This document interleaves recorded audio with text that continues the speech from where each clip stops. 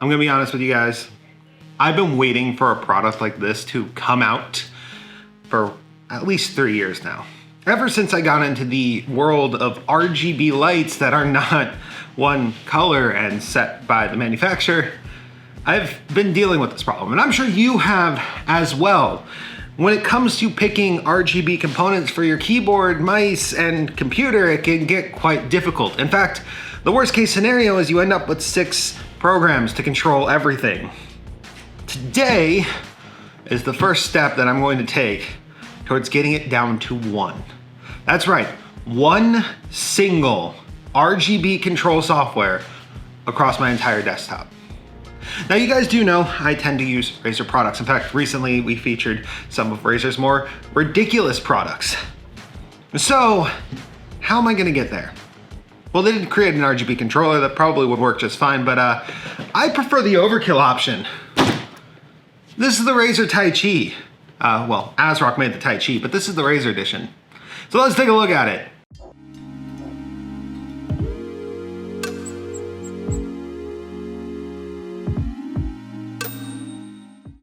Hello and welcome. Not usually do I do videos on motherboards. They're not normally as interesting as this one, but I mean, look at this box. Take a good look at this glorious, somehow created box that is probably never going to see a shelf in its life, but at the same time, looks like it was designed to be sold in a store. This thing is honestly pretty awesome. Normally I don't really talk about the boxes all that much, but I'm gonna talk about this one a little bit because it follows Razer's theming to a T. You know, black front, green sides, lots of information, and look at this feature. You can see the motherboard without even opening the box, which is pretty nice. Granted, you could see it on the back too, or on the front.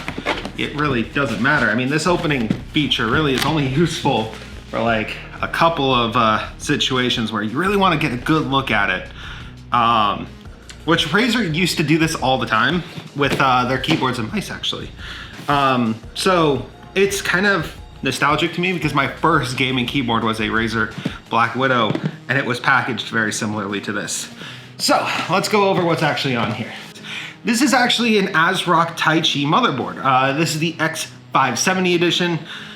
It is, of course, for AMD, and it's already 3rd gen compatible. So out of the box, this is ready to be used with your 3rd gen processors when you can eventually get them. Kind of nice, actually. On top of that, we do have a little bit of extra information here on the front of the box. We got Razer Chroma instead of Asrock PolySync, I think is what they call it, which is the huge defining feature of this. You see, because this is the Razer edition, it uses Chroma as its controller instead of PolySync. Meaning that from the same software that you power every other Chroma enabled device, or you can control everything, which is nuts. Now we did take a look back, I think last year, at MSI's intercompatibility, but this takes it a step further. This literally only has Chroma. So on the side, right here, that camera can't see that because it's so high. We got powered by Razer Chroma, dual RGB and ARGB headers, pretty standard for an X570 motherboard. Wi-Fi 6, which is nice. Bluetooth 5.1, also nice. Killer LAN, again, nice. And up to 11 USB ports for seamless connectivity. I don't remember the I/O being all that impressive on this. Aluminum heat sinks and high efficiency electronics, so that's most likely VRM cooling. PCIe 4.0, every X570 motherboard has that. We come around the back, we got, of course, the same thing that we're talking about, powered by Chroma, dual, it's literally all here from the side. SLI compatible. I think anyone's gonna use SLI. AMD Crossfire, again, even worse. Windows compatible. Because your X570 motherboard wouldn't be? Requirement Razer Synapse, which we knew. Inside the box is the motherboard, and I think a couple of other goodies. Yeah, pretty much everything there. It's just exactly what you'd expect. Let's see, what does this say? Maximize device with Razer Synapse. Yes, all of your RGB is controlled. Cool. All right, let's actually open this biscuit. like manhandling this box so much. I'm so glad that the foam on the inside is actually like really, really good at keeping this thing in one place. Hopefully it is. We'll find out if I have to hard it. Oh, and there we go. We got our motherboard. That was pretty easy to unbox. We also have another box in here. 2 boxes for the price of 1. Actually, this is 3 boxes, but we'll put that one there. All right, so we'll put the motherboard aside first, and let's actually take a look at the accessories. Okay, that is actually satisfying. All right, so what do we got in here? We've got SATA, both a 90 and a non-90. Wi-Fi antenna and Wi-Fi antenna holder. Let's hope these are actually girthier than the ones that came with my Asus motherboard, which I kind of like, because that thing is flimsy. I was afraid I was gonna break it, but that looks, oh, how nice is that? It's got a little 3M adhesive doodad. We'll be able to get that together pretty easily. Let me just see. Oh, cool, it's even optional. Nice. All right, and let's see. Here's the litmus test. Is it something that I can put together without looking at the instructions? You know, because that is, oh God. That is the true sense on if it's idiot proof or not. I may not be able to do this without looking at the instructions. That's lame. It's like, it looks like it's supposed to just slide on, but there is no sliding action. Unless, oh, I might be doing it backwards. Yes, I was doing it backwards because that just clips into there and that routes your cables. Ah, much better than Asus's setup. All right, also in the box, it looks like we have a screwdriver. And it actually looks like it's Torx. We have, we got Torx on the motherboard. So I guess it's good that they provided a screwdriver and it doesn't feel bad. It feels actually very similar to the iFixit one that I've got. We got some Asrock themed Velcro straps. A little bit bigger than my liking for cable management, but hey, we got them.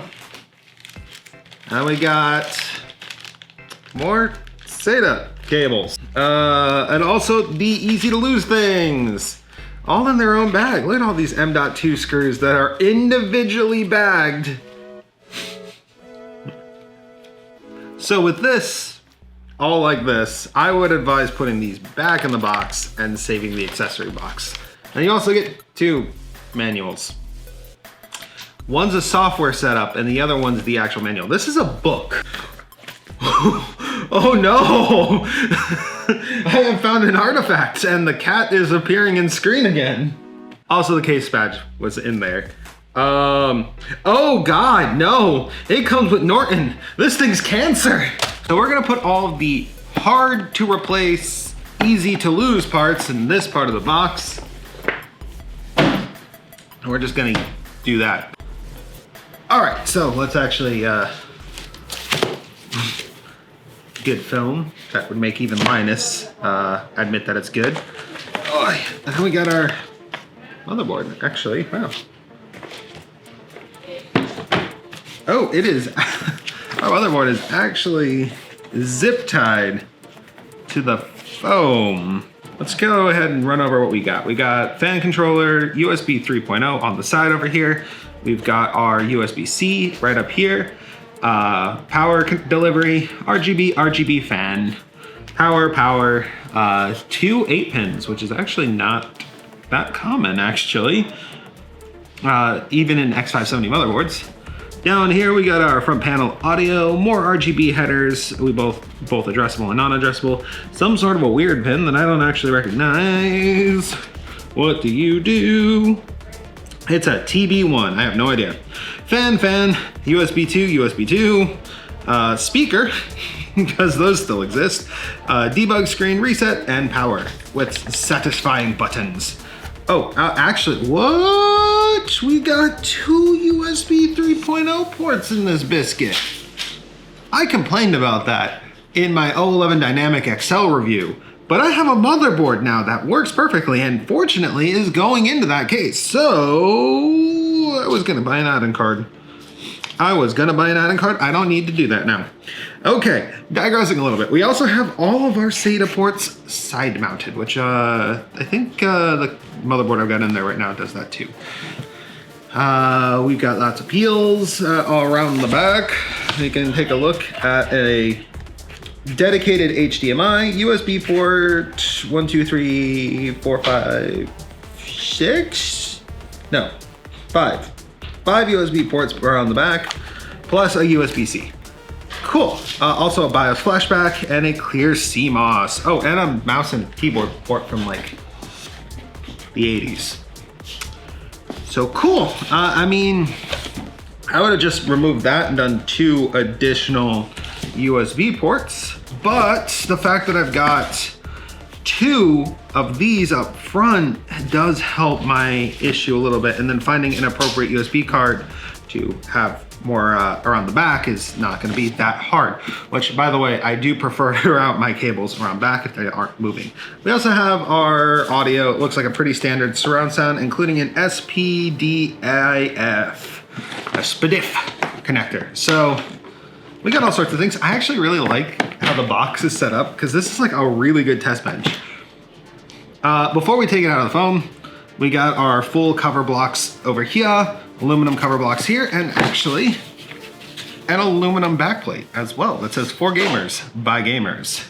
I do like that. It actually is like really accessible too. So it's a heavy motherboard, lots of features. Let's get it out of this and yeah, take a really good look at it. Oh, I don't think this thing was moving. Whoa. Still a really heavy motherboard. So what we just learned from the manual is that this is actually for server hardware, which is probably why I have never heard of it. But more importantly, this connector that I also was unsure about is a Thunderbolt connector. You heard me right, Thunderbolt. Meaning we can actually go ahead and add Thunderbolt to this PC. Now, why you would add Thunderbolt to this PC? I actually don't know. I've only used Thunderbolt for specifically graphics processors that have been external. All right, but so interesting features aside, I wonder if that header is on the less expensive B550 version, because if it is, I have an evil idea that I want to implement using this.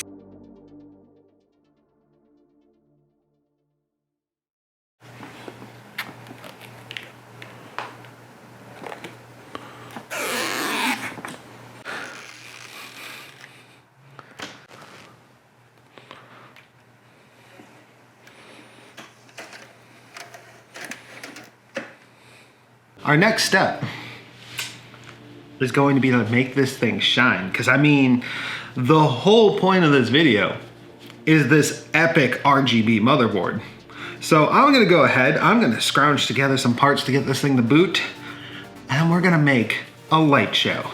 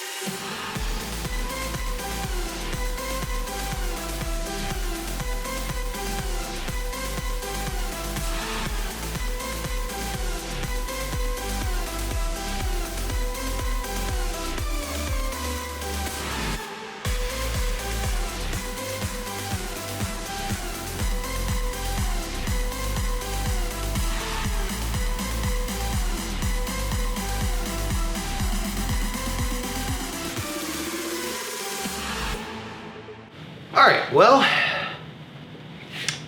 I put it in dark matter's case to really show off what I could do with it. And I'm a little mixed, but for a good reason. First off, something I'm gonna have to figure out. The fan RGBs don't seem to want to do anything but white, which is pretty weird. It might be because I've got them daisy chained the way I do, or it might be that these fans are not particularly friendly with Razer software, which doesn't make much sense because EK is on the list of vendors that is actually supported for this motherboard. Another problem, my RAM is not actually on the list, but the RAM that will be going into the system is, so give or take. That being said, like, actual chroma implementation is amazing, like actually amazing on this, and I personally really like what they did. It looks great, and I honestly like doing everything is exactly how I would expect it to work. And it's awesome. Even like how you can do the RGB lights is really cool. Like if you have your RGB lights in the chassis, you can add bends and like all sorts of things in there and like change the direction. Very well implemented. The only thing that I'm having issues with, of course, are the fans and the RAM, but we kind of knew the RAM was going to be a bit of a problem. The build itself wasn't actually that easy. When I installed the RAM sticks, I installed them in RAM channel 1, both, and it kept blue screening. And so then I put them in channel 2, and it's fine. But that may be something I need to look into because I intend to use all 4 channels of memory. Also, the system fan is really whiny. I was poking around the BIOS. I'm sure there's a way to quiet it a little bit, and then once the side panel's on, it probably is not even going to be something you hear very well. In fact, actually, you know, okay, that is much better with the side panel on. But yeah, so fan's a little whiny. I couldn't quite figure it out. I'm actually not as comfortable with Asrock BIOS as I am with Asus BIOS or even MSI's BIOS. They felt kind of like old school, to be completely honest, but there was RGB control in the BIOS, which I actually really like that feature. But overall, very solid quality board. It's got a lot of cool features, and this is not the last you're gonna see of it. We're definitely going to be building or rebuilding Supernova using this motherboard because I really am kind of entranced with the idea of having an epic water-cooled system that is all synced to one RGB piece of software. So that's the goal, and it's gonna be a little while, but we'll get there eventually. So thank you guys for watching. If you enjoyed watching this video, you can leave a like, comment, subscribe. I do content like this all the time. And yeah, just, it was a long night. I had to do a lot of troubleshooting. I wish I were joking. I don't know how to do videos. Wolfy out.